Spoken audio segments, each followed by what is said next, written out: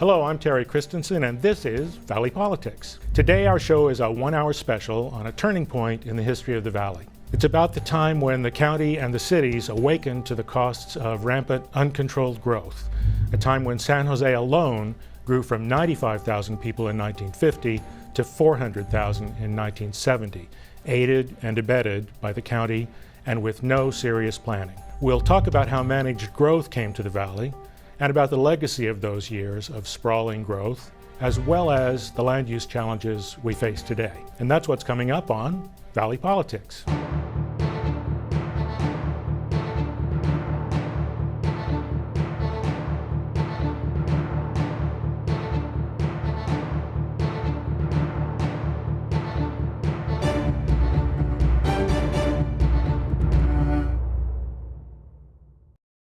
Welcome everyone, and welcome to our guests, 3 of whom were participants in the tumultuous politics of land use planning in the Valley in the 70s, and one of whom wasn't around then, but is a current leader on local land use policy.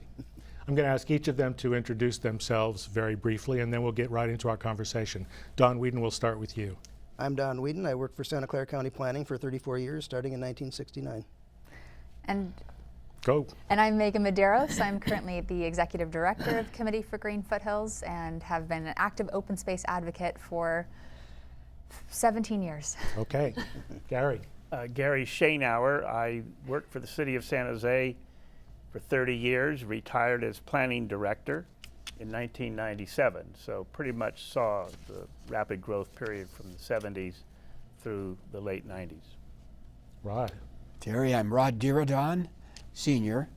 I was a city council member in Saratoga from 1971 to 75, and then on the County Board of Supervisors, serving 6 times as chair from 1975 to 1995, and then continued to be active in environmental organizations after that.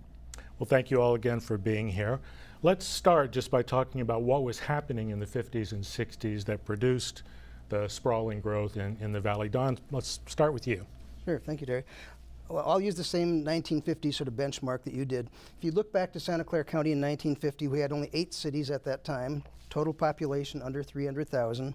It was mostly agriculture. If you looked across the valley, you'd see orchards from one side to the other. San Jose was the largest city with about 1/3 of the county's population at that time. But the rest was living on farms or in small towns for the most part. And we were known worldwide as being the Valley of Heart's Delight, as is both for the bucolic setting we had, as well as the produce that was shipped. All the orchards. All the orchards, all of that thing.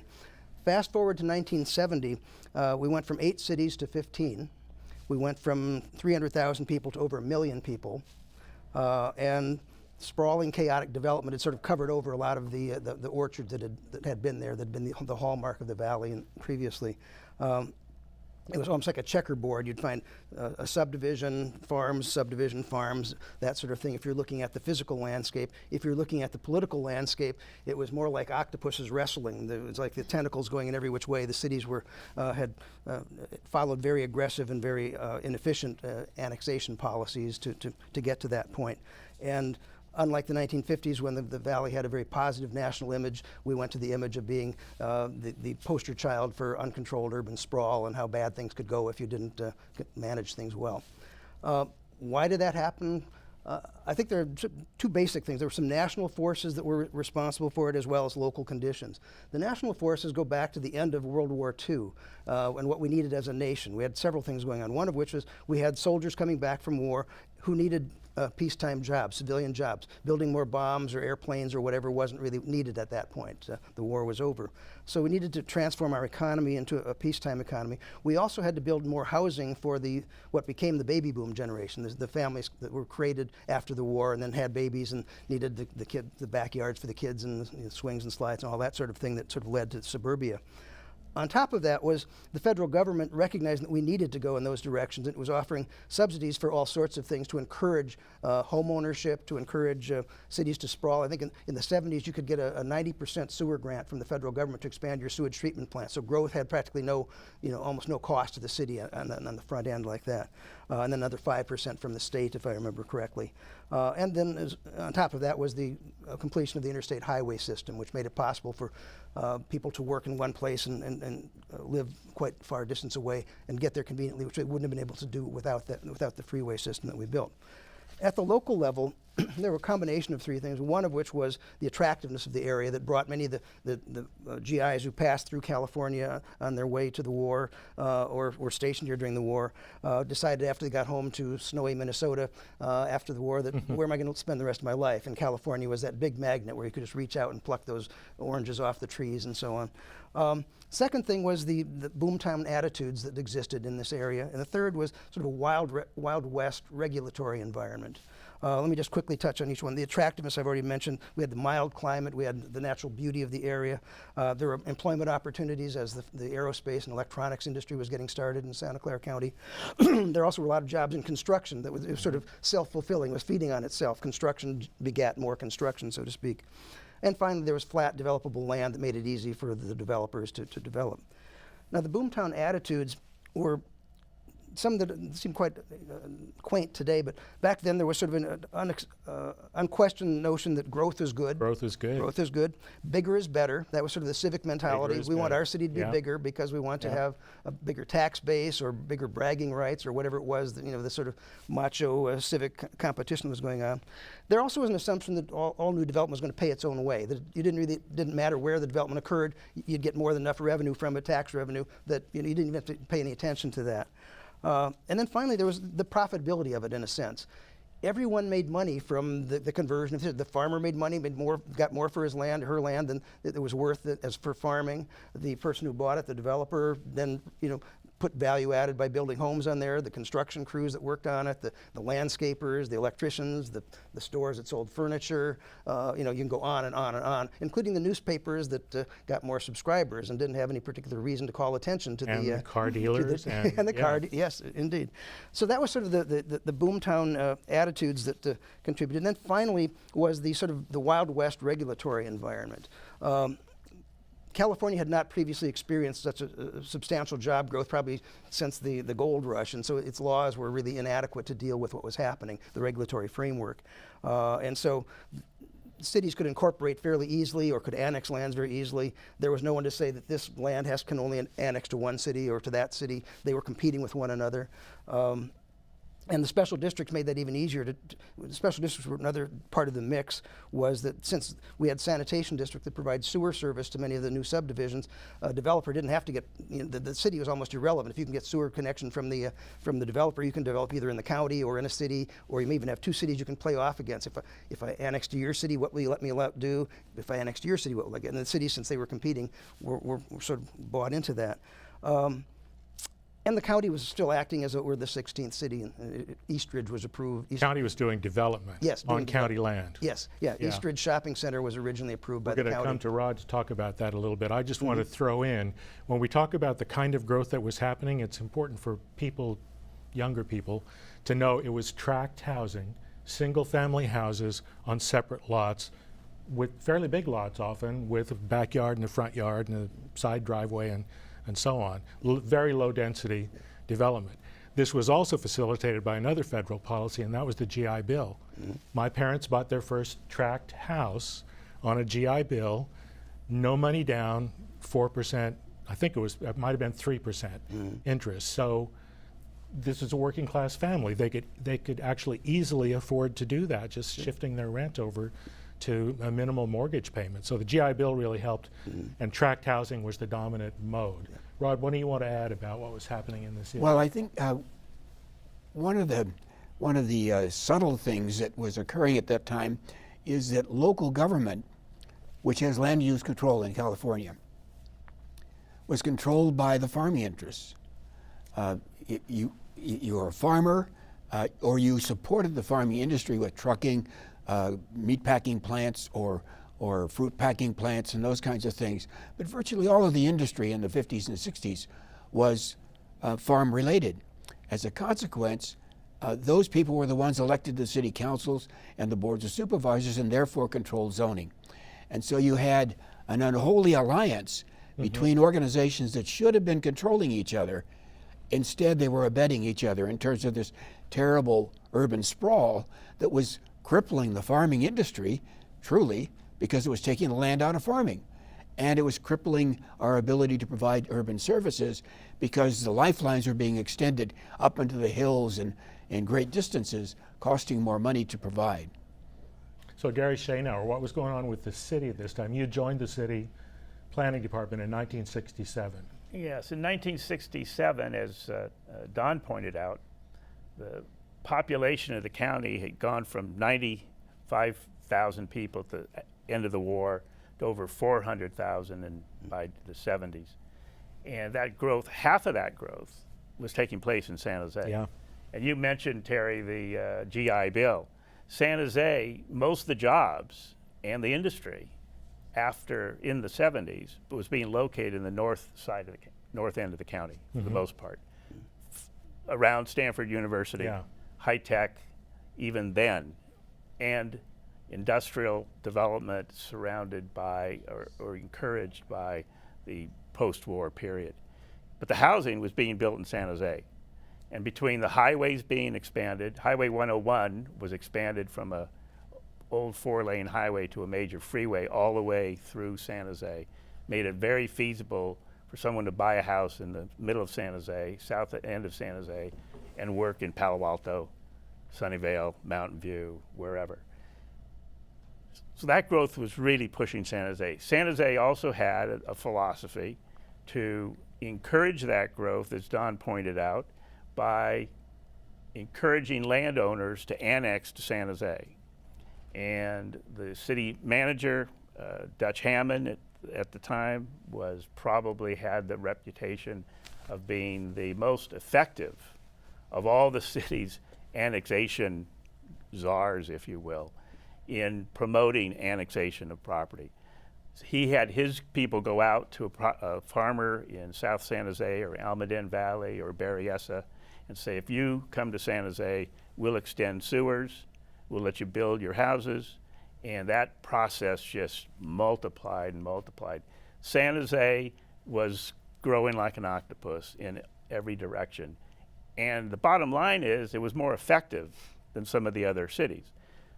You could argue that if San Jose hadn't have been as effective as it was in the annexation wars, there'd probably be another 5 or 6 cities in Santa Clara County today, because other cities would have taken advantage. Let's roll back a little bit. Explain what an annexation war is. Well, during that period, there were no regulations on how to control the annexation of land to a city. In order to join a city, you had, under state law, you had to annex to that city. And all it required was the property owner to agree with that city that they would come to that city. They had to be connected. It couldn't be a skipped situation. So what the city would do is encourage property owners along a stretch out to a property owner to get it to annex. For example, the city of Cupertino exists today because the farmers and landowners in Cupertino at the time did not want to become part of West San Jose. So they incorporated the city of Cupertino. Called defensive incorporation. To stop the San Jose. Otherwise, Cupertino wouldn't exist. And Apple headquarters today would be in San Jose. San Jose. And it's ironic when you think about that history. So San Jose really had a political machine that was supporting growth. Hammond was the city manager. City council was supportive. The interests Rod talked about, landowning interests were supporting it. The Mercury News, Joe Ritter said trees don't read newspapers. So he didn't want orchards. He wanted people in houses buying his newspaper. Absolutely. So there was a really considerable force behind growth. And I guess back to Don's point, people thought growth was a good thing too, mostly. Well, and one of the things was that this growth didn't cost you anything as a city at the time. Well, that's what, yeah. And so we'll come to that. Yeah, eventually we're going to find out how that wasn't true. But this was just tax money. So the city's revenues every year were growing phenomenally because the property tax base was growing like crazy. The early 70s, I remember there were a couple of years where there'd be 20,000 new single-family lots approved in just in San Jose alone, Wow. which is phenomenal. And again, the price tag for what it was going to cost in services to that community wasn't even an issue. And San Jose used its control over the sewage treatment plant to push people to annex and also access to water, right? Correct. Rod, did you? Derry, two things happened at this time. One was that you had a new group of politicians elected, and it caused a real concern for the environment, or maybe there was a growing concern for the environment. So you had a new group of politicians elected who are not involved in the farming community and who were all full-time political leaders. Well, we had a population of 400,000. Yeah. About 300,000 of whom had come to the city Yeah. and New. weren't engaged in The other- agriculture and The other agricultural thing trade. that happened canning.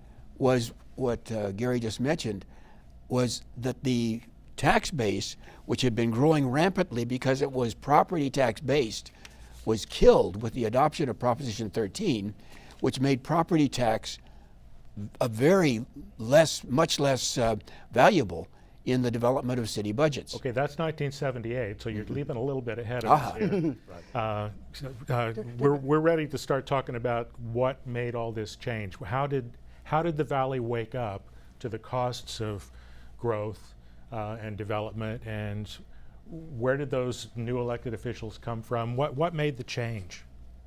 Well, I think there's sort of three forces or factors that sort of converged to bring it about. One of them was the state legislature. And it wasn't an economic argument, so it was partly an economic argument, but what was happening throughout California was similar to what had happened in Santa Clara County, the rapid, uncontrolled growth, creation of special districts, some of which overextended themselves and started going bankrupt. And so the state, Governor Jerry Brown's dad, Governor Edmund Brown at that time, created a commission to look at growth in California and what we could do. Because the other thing is, agriculture was our primary industry, and that was the one that was being most threatened and most being impacted by this rapid, uncontrolled, unplanned sort of growth. They did a study. They came back and came up with a suggestion that there be commissions established to govern the expansion of cities and tougher restrictions as to how cities can be formed and how they can annex, and that they had to get somebody's approval rather than simply getting the consent, as Gary said, of the property owner. And they came up with a proposal to create what were called local agency formation commissions, or LAFCOs. LAFCO. yeah, LAFCO, right. Local agency One formation in each county in California. Originally, the proposal was to make them regional, so it would have been. That would have been interesting. That would have been interesting, but it didn't have much political support no. from local government, as you can imagine. No. So it got pushed down to the county level. So anyway, in about 1963 or so, LAFCOs were mandated in each county. So they were starting to look at what their responsibilities were in terms of reining in this sort of untrammeled sort of rampant growth. At the same time, the cities were beginning to see that this pattern that was developing here was not very good from an accountability standpoint for local government. If you don't know whether you serve this parcel here on this side of the street, but there's another city here and then there's a county here, it's very difficult for any sort of accountability, for any sort of service delivery efficiency. So the cities realized that something was not right. And when I came to work for the county, actually I didn't work for long-range planning. I worked in a section called the Metropolitan Coordination Section, because back then the cities realized that they were all in this together. They met monthly, and they, instead of looking at it simply through as though they were separate islands, they saw themselves as part of a larger county, and so they were the ones who got involved in doing all sorts of planning. But one of the things they did was helping to develop urban development policies for Santa Clara County. How do we clean up this mess within the confines of recognize that we're going to have to do something because LAFCOs are coming down? At the same time, San Jose was having an awakening as to the cost, the economics, what sometimes was called the cost-revenue consequences of development, that it wasn't all gravy, so to speak, for the cities, that not everything did pay its own way, especially if you factor in the long-term maintenance. It may up front, when the fees and so on, the developer may build the roads and pay some fees and so on, but when the city has to maintain those or sewer lines over a long period of time, the revenues may not be there.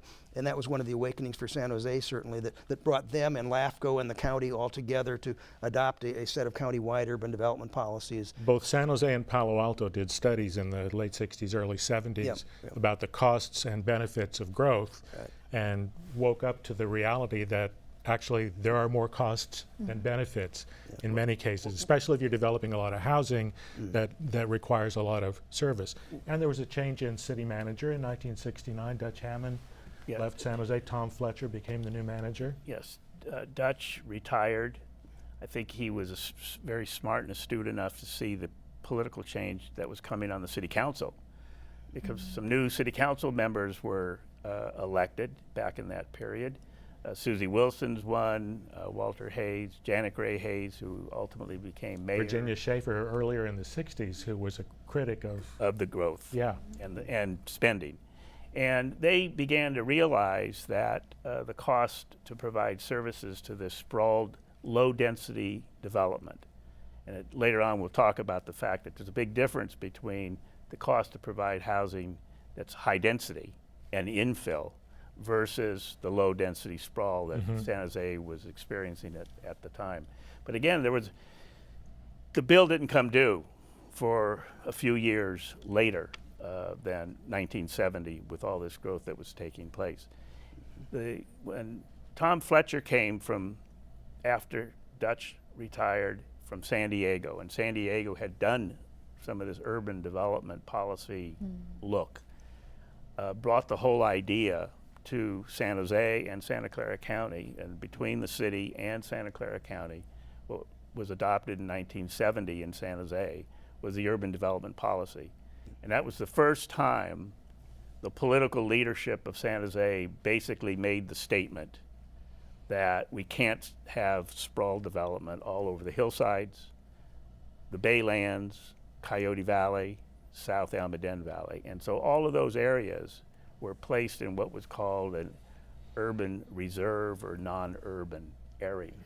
And that pretty much, for San Jose at least, sort of stopped the annexation wars because it was contained now within the urban boundary. And any change to that boundary required city council approval. The city manager couldn't go out and negotiate with the property owner and As cut previously. a deal on annexations like they used to do. But there was already annexations that sprawled all the way down to Morgan Hill, around Lake Anderson. Because in the late 60s and 70s, the city had annexed that territory, made commitments to the property owner to allow mega development around that area.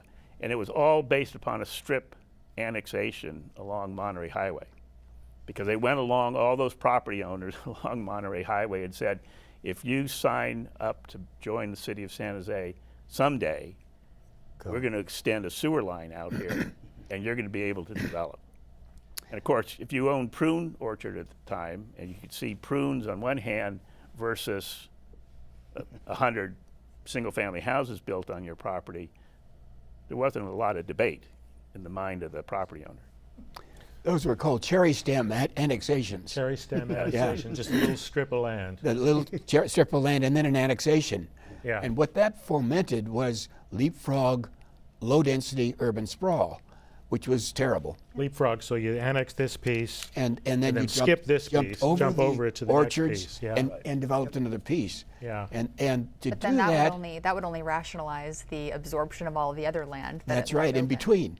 It made farming unviable and those properties in between. I think two things happened that were very dominant in that time. First of all, those professional planners who understood how terrible this was began to write articles. Belzer, what was the? Carl Belzer. Carl Carl Belzer. Belzer, County the Planning Yeah. county planning director, got himself fired because he published criticisms of what the county was doing in terms of leapfrog urban sprawl. And Gary almost got himself fired by writing articles about how bad it was in the city. And that then fomented the election of a completely new crop of young politicians. Young, I mean, heck, I was 30 years old. I didn't know which end was up. And I was elected to a city council seat and then a board of supervisor seat. And at that time, you had a complete turnover from the old farming interest holding all of those seats to, by 1974, the board of supervisors had a brand new board except for one person. Grand old Sig Sanchez was the only carryover. And all the rest of us were full-time board members, all with graduate degrees, all committed to stopping urban Dominic sprawl. Cortese was elected in 1970, I think. 70 with Dom, Dan Dan McCorkadale 72, you in and Jerry 74. Steinberg and I in 74. Right. By 74, you had a brand new board, and it was absolutely determined to stop urban sprawl. And that was our primary mandate. And about the same timing was happening with the city. This started when Ron James was mayor. Yes, when Then Norm Mineta follows him in 71 and Janet Gray Hayes in 74. And then, as you said, new members of the council who were some relatively new arrivals to San Jose. well, and there were changes in the state law too, in addition to LAFCO. There were changes in the state law that also imposed the Environmental Quality Act on local land use decisions in the early 70s that didn't exist before.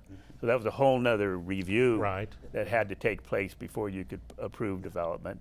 And the state law changed to require all subdivision maps to conform to the city's general plan, or they couldn't be approved. And so in a place like San Jose, where we were approving subdivisions left and right on these newly annexed lands, no one paid attention to what kind of a general plan existed or anything else. And so in 74, I became the city's chief of planning, which was sort of head of the long-range planning operation, and we lobbied the city manager at the time, who was Ted Tedesco by then, that we needed a new general plan. And so the city council, mayor, endorsed the concept of what became GP 75. And this was the first general plan developed in San Jose that was community-based. The majority of the membership of the task force were neighborhood association I was on members. You were on I it. was on it. And the developers now, quote, sort of lost control of that process. And GP 75 was the first plan that incorporated the urban development policy. And so now the urban development policy wasn't just a policy statement, it had the legal teeth of the law, state law, that the general plan provided for. Let's let Megan get in on this. We're getting into your era, not quite. Here we go. So, Committee you're for Green just being Foothills was born. around this time. I'm not going to say when I was born in this conversation. So, you know, we're talking about a lot of different players right now, and you know, the city staff, county staff, elected officials, these task force developers, farmers. But one piece that we've left out is the community. And it was the community who were electing these new leaders, and this was the will of the community to see a shift in how our region was growing. And Committee for Green Foothills, Sierra Club, Greenbelt Alliance, and others were a part of that movement. So I just think it's important to call that out as well. There was a big neighborhood movement at this time, Yeah. neighborhood organizing movement. There were 300 some neighborhood organizations and associations in San Jose by the late 1970s. And one way that showed up was 1973, when some moms in the Almaden Valley got an initiative on the ballot. It was Measure B. Got an initiative on the ballot that said no more housing unless the schools sign off that they can absorb the kids. And it passed in San Jose over the campaigns of the old guard and the developers and so on. That was a really important turning point that, as you said, came from the community, not even from the political leadership. But that same community was electing leaders like Rod Diridon. You ran as a no-growth candidate. I ran as an anti-growth candidate, and I began to realize that that's impossible. If you're going to have industrial expansion, Yeah. you have to have some growth. But then I began to work very hard on things like transportation and infill housing and so on. But let me mention something. Gary and the city of San Jose were doing a good job in terms of doing master planning and so on, but the county was still out there allowing leapfrog urban sprawl into the county without annexing to a city. And it wasn't until the late 70s when we finally got control of that at an epic meeting one night. We were on TV, I remember at that time. It was right after Prop 13, and we still had a little bit of money before we ran out. And we got 4 votes on the Board of Supervisors to require the planning department to reject any subdivision application after that meeting. It was an emergency action, required 4 votes out of the 5, and at that point we stopped urban sprawl. Is that when the 4x4 subdivisions That's were when we halted? stopped the 4x4s. Yeah. And Explain how that worked. well, the 4x4s were the most insidious thing that's ever happened to the county. Back in the late 60s and early 70s, the old board members thought they were putting something over on folks by saying, we're going to stop urban sprawl by allowing only a piece of property divided into 4 parcels. Well, they didn't say how many times that could happen. And so you had a piece of property divided into 4 parcels, and in the next week, each one of those 4 parcels was subdivided into 4 parcels, and the following week, each of those parcels was divided until you had a subdivision. And that was happening rampantly across the beautiful surface of the valley, which was carpeted with blossoms up until that time. And it was happening in a leapfrog manner, which meant you had to extend services through a whole bunch of unpopulated area in order to serve something like the villages, for example, or other far distant suburban developments. And that was stopped at that evening meeting with Jerry Steinberg and Dan McCorkadale and myself and Dom Cortese, saying that there would be no more applications accepted as of the next morning at the County Planning Department. We had to do it that way because if we'd gone through the normal noticing process of 30 days with an ordinance that wasn't an emergency ordinance, we would have been flooded with subdivision applications of all the property out there. So we had to stop it before we could be flooded, because once the application was pending, we couldn't stop the development. We're going to wrap up this segment and move on to the legacy of this kind of growth. Don, last words, briefly. Just a quick thing. Okay. We've overlooked the policies, the urban development, the fundamental urban development policies that have governed this valley ever since the 70s, the LAFCO policies, which basically comes down to this. One of which is the county should not be in the urban development business. But we were. Well, we were for a few years. It took a little while for a number of So ordinances the to county catch up. does no more urban We don't development approve after urban a certain uses point? in rural areas. Yeah. Excuse me. Secondly, that the city should plan for orderly urban growth using formally adopted urban service area boundaries, Yeah. which are governed by LAFCO. Once they've been submitted, then expanding that in the future is governed by LAFCO. And the third part of that was that the unincorporated islands that have been created during the rampant growth be should annex absorbed. into the city, Yeah. absorbed into their city. And So that's that- mostly happened. yeah, for the most part, yeah, except Yeah. for some of the bigger ones are left. But we Yeah. made a lot of progress in getting rid of them. Yeah. But I think that we need to recognize that is the framework for development today. That it took a while, as Rod indicated, for the county's ordinances and practices to catch up with being out of the urban development business, but eventually it did, and that's So by 1980 or so, cities had urban development boundaries. they had them in the early 70s. In the early by 70s. 73, Yeah. the last of the city, LAFCO had approved the last And of the the city's idea was you develop within these boundaries and they change only? you had to demonstrate that you didn't have enough vacant land within it to accommodate future growth or a certain amount of future growth, then you could expand outward. But in recent years, it's become even more restrictive in the sense that maybe our future is urban, and we ought to even, it's not just a matter of having vacant land. If you have redevelopable land, that ought to be counted. Yeah.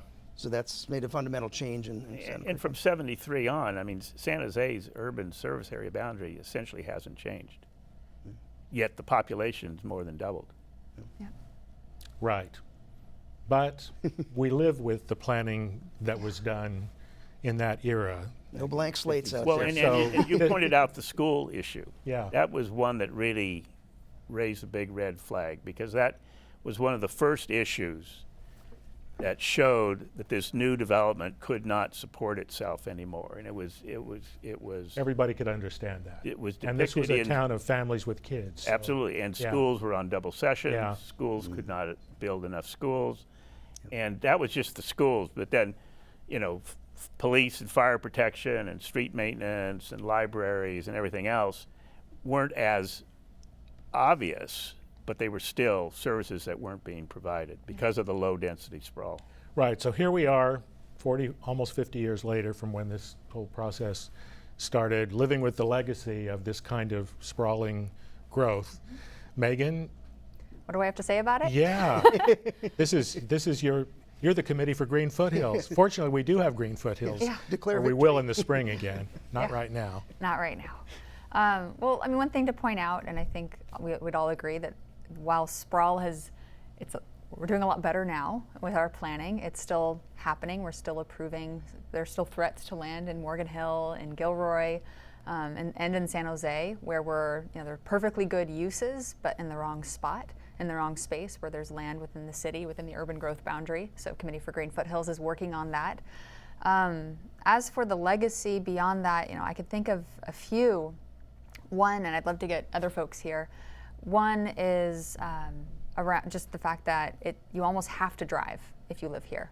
So we've built this auto-oriented, auto-centric type of development, and so if you live here, you have to drive, which is no good for climate change. It's no good for our health. Furthermore, it's no good for our public transportation system. So our public transportation system is failing in a lot of ways because the way that we've developed isn't really compatible with a vibrant public transportation system. And our communities are working to build more densely around that, and I have faith that in the next 10 years we're going to see a shift. But in this region, we're heavily having to subsidize our public transportation because of the way that we've grown. Yeah, just to be clear, when you develop all those single-family homes and it's all spread out, when it's sprawled, it's really hard to get a concentration of population that can make transit efficient. We have the father of mass transit in Santa Clara County with us today. That must have been an incredibly hard battle to fight, to even get us started towards a transit system. Terry, first I'd like to compliment Megan and the Committee for Green Foothills for doing such a good job for so many years. Back when you first got started, your founders would take us to dinner. Wally and Mary Stegner and the Duvenicks and the Varians would invite us to the Duvenick house for a nice dinner, and we would sit there and talk about things around the fire. It was kind of like the old tribe being told by the elders what we ought to do. The warriors were going to go out there and do what the elders were telling us to do, and we were the young warriors that came. And so you have a great legacy. When we built the transit system, which was master planned from a study begun in '73 called the Rapid Transit Development Project Phase 1 for Santa Clara County, when we built that system with supposedly 140 miles of light rail and high-speed rail, they didn't call it that at that time, but that's what it is now, and the commuter rail systems and BART and the bus systems and so on, it was envisioned that the cities would infill around those stations. That's what happens around transit all over the world. But because of the NIMBY opposition, the kind of Not in my backyard. NIMBY opposition to any kind of infill in our valley, the infill around the stations hasn't occurred. It's starting to occur now with the transit village concepts, which you're leading with Communiversity. But it hasn't occurred, and as a result, we're not putting ridership into the transit system. We're encouraging riders to get out on the roadway systems, which are now impassable. So fortunately, the cities are now buying into the idea of transit villages, and we're seeing infill developing on top of and around the 62 light rail stations and the many more commuter rail stations that are out there. What do you think, Megan? Is that going to happen? Well, I think just to comment on what you're saying around this transformation of really the environmental movement going from, or just the public sentiment in general in this region, where we started as this grow, grow, grow, grow, and then folks like you were elected, no more growth, stop it, all growth is bad, all development is bad, to where we are now, and I think Committee for Green Foothills, the housing community, the labor, we're generally in the same pot of folks who believe that development can be a good thing in the right space and the right use. So it's amazing just to, I really truly believe that we're going to get those urban centers that our decision makers are planning for. There's still a lot of resistance to the NIMBYs who don't want Still is. dense development, and people who still want to live in single-family homes with their own yards. But I'll take exception to that. It has nothing to do with taking people out of their home. Like, people can stay in their homes, and it's about building more densely around transit. And there are opportunity Well, I was talking areas. about the people that aren't in those homes but want to be in homes like I that, see. But rather than in a high-rise condo But one of the downtown. issues too is that you look at the transition just in the last 20 years. There's been virtually in San Jose, virtually no single-family detached homes built. Yeah. Almost all the new housing has been in some form of an attached condominium apartment, And of course, you see what's going on in downtown San Jose today. I mean, this is unbelievable. During the 70s, when the sprawl was taking place, downtown San Jose was becoming a ghost town. Not only did the commercial development leave with Valley Fair Shopping Center as the starting point, but all the housing and all the neighborhoods. Your neighborhood, for example, was declining. That's how I was able to afford to buy there. Exactly. The housing costs were going down. People didn't want to live there because people were moving out into the suburbs. Today, that's totally turned around. And so now you've talked about high density housing that is actually happening not only in downtown, but at some of the transit villages. We've been working with the plan around the flea market, for example, with BART, all high density housing and higher density commercial development. And that's going to be a, quote, new transit village like was envisioned 50 years ago. It is just now beginning to happen. Gary, the only criticism I'd have of that, and this is after going all over the world and giving speeches on this subject, is that other communities are putting 10 and 20 and 30 and 40 and 50 stories on top of transit instead of 4 or 5 stories. Got a long way to go. And we've got to get up to that 20 and 30 stories on top of the transit and parking, not in the neighborhoods. Right. And what the neighborhoods need to remember is that if you build that high density housing on top of transit, then you don't have to intrude into their neighborhoods, and you can still carry you can still house the jobs that are being created by Apple and Google and the other organizations that are expanding in the valley. Let's let Don get a word in here. That was a point that I made the other evening. I spoke to a group in Almaden Valley, and I've been making the point for the last several years that if you want to save our great suburban neighborhoods, the way to do it is create great urban neighborhoods in the right places. Did they buy it? Well, some of them, the ones that were still paying attention at that point, One other point, if I may shift just slightly. Go. One of the other legacies of the urban development policies we have that I think we overlook sometime is it wasn't just that it stopped sprawl, it also made possible for us to create an outstanding system of county parks and public open space lands around the valley, which otherwise would have been lost to development or had become too expensive to buy or whatever, gone to other uses. So that's one thing, another reason, even though maybe the sprawl has sort of stopped, we still need to maintain those policies very vigorously and defend them very vigorously, because once you start speculation going in the rural areas again, we won't be able to continue expanding that system the way we were. We won't be able to afford to do it. So that to me is one of the, it's often overlooked benefit of having urban development policy is it allows you to save permanently public lands around the periphery because you can afford them. Otherwise, the costs go way up or they get developed for other uses. Megan, that's a big thing with the Committee for Green Foothills, isn't it? Open space. I just wanted to comment on that in addition to protecting these lands just for recreation and because they're beautiful and it means that we're not sprawling, which means that we're saving money in our cities, these lands are also working for us. And our communities, our decision makers are actually starting to understand that it's not just some hippie idea, this idea of green infrastructure, the idea of nature working for us, cleaning our air, cleaning our water. We saw this with the passing of Measure T in November this year. City of San Jose where, Measure T. As a part, City of San Jose Measure T, where in addition to providing $650 million for roads, for repairing our sewer line, $50 million of that is going towards green infrastructure for protecting and restoring Coyote Valley as flood protection. So it's exciting to see this total transformation in the city of San Jose. And I really, 30 years from now when we're sitting here again, I feel like Measure T is going to be a big part of that transition of this idea of nature working for us and the stop of sprawl. We've got just a couple minutes left. I'm going to give you each about 30 seconds for whatever final word you want to have. Don?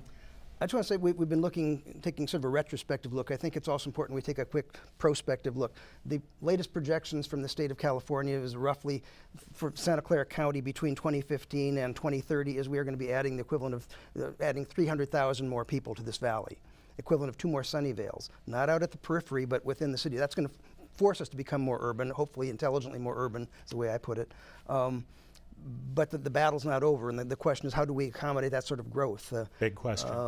And how do we maintain a jobs housing balance or create a better balance overall? And ideally for individual cities. One of the challenges for San Jose for decades is it became the bedroom community, so to speak, back in the 70s for the jobs in North County. Which gave San Jose an inadedequate tax base without enough after Prop industry and 13, jobs, that really became a which penalty. the city's now struggling to remedy. Exactly. Rod, last words. I read in Time Magazine's October 22nd issue on page 12 that they concluded that we have 12 years left to correct the climate change disaster, or it's too late to correct it, and we have lost the earth for mammals.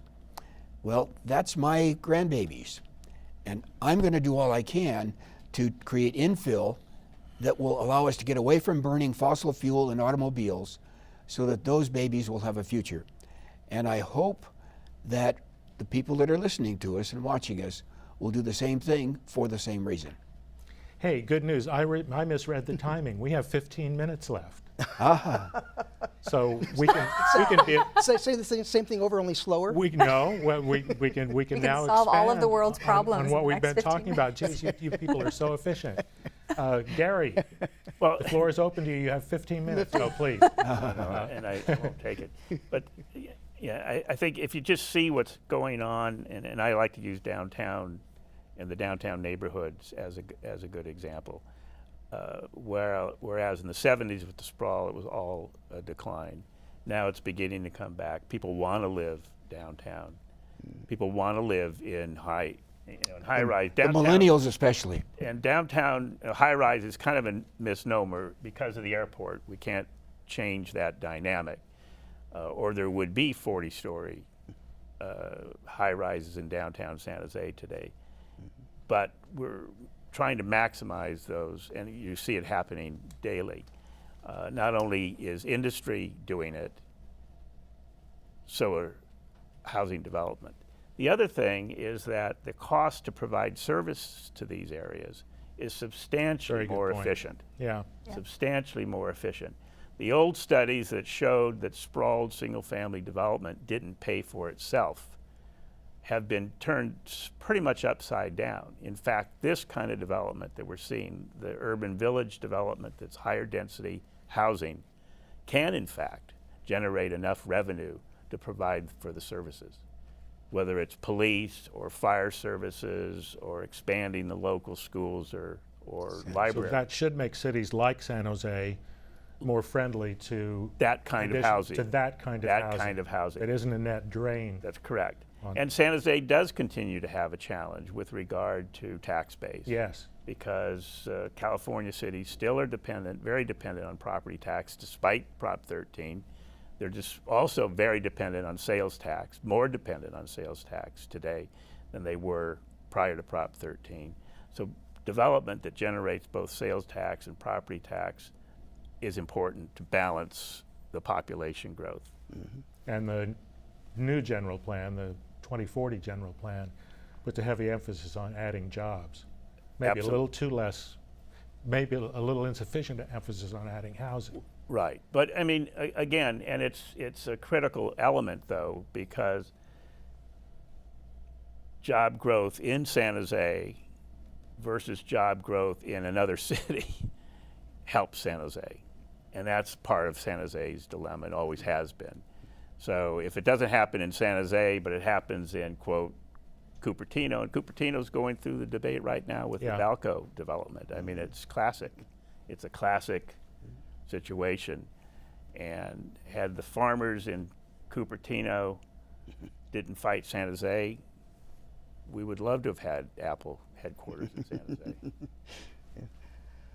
One other thing we haven't talked about that's, oh, sorry, are you going around the circle, or you, go ahead, Megan.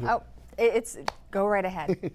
One other thing I think is critical to the conversation about what kind of cities we should be building and what kind of development we should be approving going forward is that of that 300,000 population growth that the state is projecting for us, 2/3 of that is projected to be in the over 65 age group. Mm-hmm. We are becoming much older population, much more rapidly. You're getting personal now, Doug. Well, I'm already there, so I'll be pulling up on the rope behind me. They're pulling over the finish line.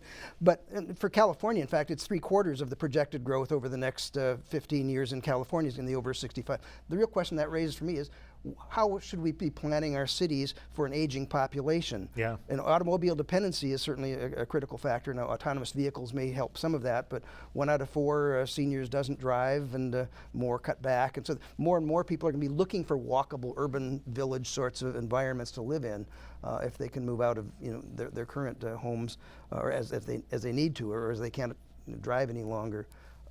Just to sort of tag on to that, we were having a conversation earlier just about this idea of the city of San Jose not building more single-family housing, and that being in some way a bad thing or something that people want, or there's a demand for that.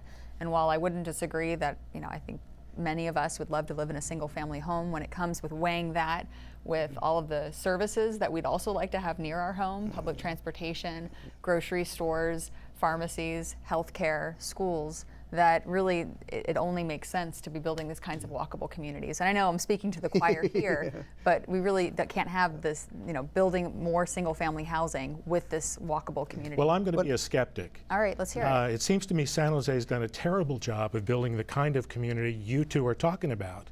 I've lived downtown for 40 years. I can walk to a Walgreens, and that's it. That's it. Otherwise, I get in the car.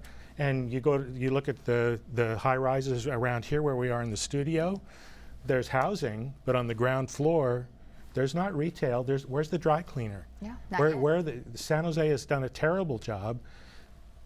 This all happened after Gary was the director of planning, of course. Right. But we also have thousands of new units that are coming up. So let's see what happens in 5 years. Yeah, well, the problem, though, part of that problem is in terms of retail. Yeah. Valley Fair killed downtown San Jose initially back in the 60s, and is continuing to kill it in terms of retail. Yeah. Now, in terms of the services, those services aren't going to come back to downtown until there's more people living downtown. However, unfortunately, not only living, but also some more working. And the dry cleaners will come. It's not in downtown, but the Coleman Center over where Target. It's thriving, yes. It's thriving. It's a booming center. And it's not walkable, but it's close. And it's a lot less environmentally disastrous to drive from your house to Coleman than it would be all the way to Valley Fair, for example. Well, now we have those great scooters and bicycles. Now you have scooters, and it's going to be walkable to some of the new housing. It's going to be okay. We're going to have all those elderly people like us, Don, out on scooters.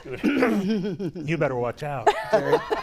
I think I'm less concerned about the commercial support. That will come when the market comes. When you have a whole bunch of 20, 30-story towers in the downtown area, as high as you can go under the flight path, you're going to have commercial downtown because you're going to have a market downtown. But by that time, we're not going to do the other amenities that make great communities. For example, you have a wonderful potential Central Park in the Park of the Guadalupe, the Coleman area up to the airport. That's 250 acres. It could be a beautiful Central Park that would rival any in the world. And it's being chipped away at by the city now with bits and pieces that are being proposed to go into commercial development. That should be an absolute no-no. They should have a master plan for the creation of a high density, but not high density, but a high capacity Central Park that would be there for people to walk in, to walk their dogs, to take friends, and to take their children over to the Rotary Play Garden. That's the way it should be for the rest of that park. And unfortunately, the city lacks a vision and has now had several proposals of developing portions of that park for commercial purposes. And instead of buying up the rest of that commercial mess along Coleman Avenue and putting it into the park. Well, we have wonderful organizations like Spur and the Knight Foundation that are hosting convenings around this issue, and maybe there is a possible good future for the Guadalupe. But yeah, we can't keep chipping away at it without a master plan. But even Spur needs to be more aggressive about saying, no, you cannot develop commercial in that area. You got to take the rest of that land that's bounded by Coleman Avenue and put it into the park, so you have a lump of area that the public can recognize as an indelible park that would be a rival to Central Park, New York. Don? Two quick points going back sort of on the aging issue. A factoid for you. By 2030, it's projected that 1/4 of the adult population of Santa Clara County will be over 65. We have never had that old a population in our No. country's history. And related to that, when I go out and give presentations about the future of the county, I always ask, I put a couple of sort of hypothetical letters up on the screen. I say, imagine you got to pick a letter from this couple, it's an elderly couple, and it reads as follows.